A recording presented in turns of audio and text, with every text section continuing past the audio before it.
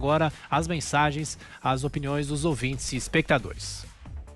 Bom dia, aqui é o Francisco Zorzeto, da cidade de Lins. O que eu vejo sobre Paulo Guedes e o presidente Bolsonaro, apenas há uma hierarquia ali, né? Ele é o ministro da Economia e o presidente Bolsonaro é o presidente do Brasil. Então tem que ser respeitada essa hierarquia. Bom dia, amigos da Jovem Pan. Meu nome é Diego Faustino, da cidade de Assis, interior de São Paulo. E minha opinião é que Paulo Guedes não está sendo fritado pelo governo Jair Bolsonaro.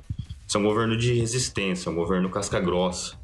E ele não vai se juntar aos ministros como Mandetta, que pediu para sair. E é um ministro... Paulo Guedes é um monstro da economia. Basta ver seu currículo. Bom dia, meu nome é Everton, falo de Natal, Rio Grande do Norte. Acho que Paulo Guedes fica no governo federal, uma administração esplendorosa e fácil não é não, mas vai dar certo, esse país vai mudar. Bom dia, pessoal da Jovem Pan, aqui é Luciano de Piracicaba. Eu queria dizer que o mundo não é feito de amém, há desacordos, há situações em que a gente não concorda com o outro e ninguém consegue trabalhar em paz se a cada desacordo desse todo mundo cai matando de pau em cima, criticando, falando que fulano vai sair, ciclano vai sair. Vocês fazem um jornalismo mais imparcial, nem deveriam entrar nessa que o pessoal do contra fica cavando. 931 17 0620, continue mandando o seu vídeo.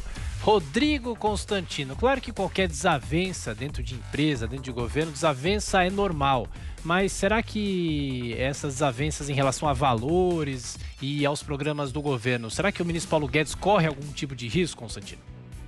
Tiago, eu estava aqui aplaudindo até o comentário dos nossos ouvintes e telespectadores, né? Muito sensatos. Agora, é óbvio que algum risco sempre existe, né? O presidente Bolsonaro se aproximou aí do tal Centrão, gostou dessa história do auxílio, dá uma turbinada na sua aprovação, apesar do que não é apenas isso o fenômeno, isso é uma narrativa de quem quer enxergar de forma míope o que está acontecendo, né?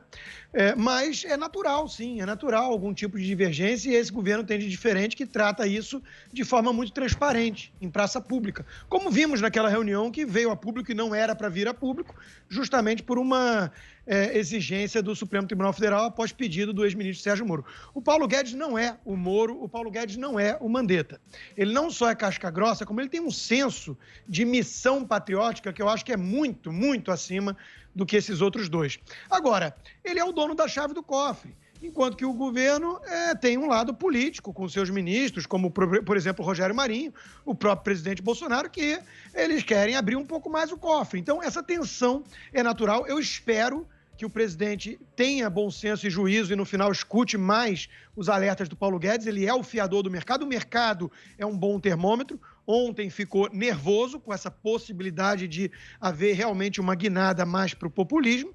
Agora, de novo, concordo com nossos ouvintes. A imprensa joga muita lenha na fogueira, faz intriga. É como se um casal famoso tivesse o tempo inteiro a mídia falando que qualquer briguinha ou qualquer desavença fosse levar para um divórcio. Né? Nós tivemos alguns grupos aí já falando que tinha pedido de demissão assinado pelo presidente da República.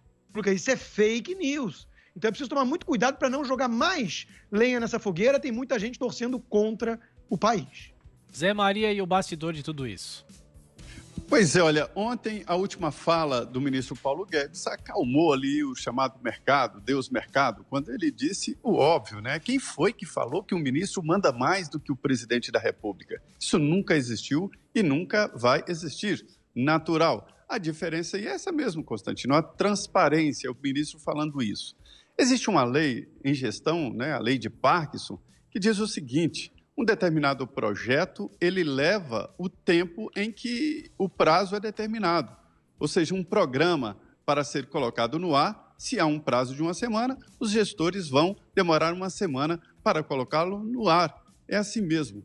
O ministro-chefe da Casa Civil, Braga Neto, está levando aí um grande programa de governo chamado Pro Brasil, que inclui várias pastas, vários setores, inclusive a economia.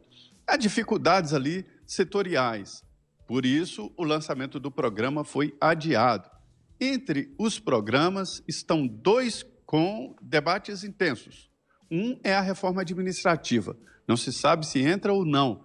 Nessa reforma administrativa, o governo quer criar três grupos de funcionários públicos. Um com estabilidade, como é hoje, que são as carreiras típicas de Estado, né? Juízes, promotores, procuradores, policiais, fiscais. Outro grupo de funcionários públicos contratados de forma indeterminada, por tempo indeterminado, mas sem estabilidade. E o terceiro, o grupo contratado por prazo para contrato e demissão, né? A dificuldade é definir quem vai entrar em qual desses grupos. E esse debate se dará de uma maneira muito forte em 2022, ano eleitoral. Aí vem os políticos, não faça isso. Nesse caso aí foi a mesma coisa. Líderes foram correndo ao presidente Jair Bolsonaro e dizer, olha, estão acabando com programas importantes do governo, que é o seguro-desemprego, o seguro-defeso, esse abono. Aí assustaram. É a lei de Parkinson, que diz o seguinte, quando no serviço público se cria um novo órgão para substituir outros, os outros não são extintos. Então é isso. Querem criar um programa novo, roupa nova, para o Bolsa Família, maior, mais importante, mas para isso é preciso acabar com 27 outros programas sociais e unificar. Esta é a ideia e todo mundo quer criar o novo, não quer extinguir os antigos.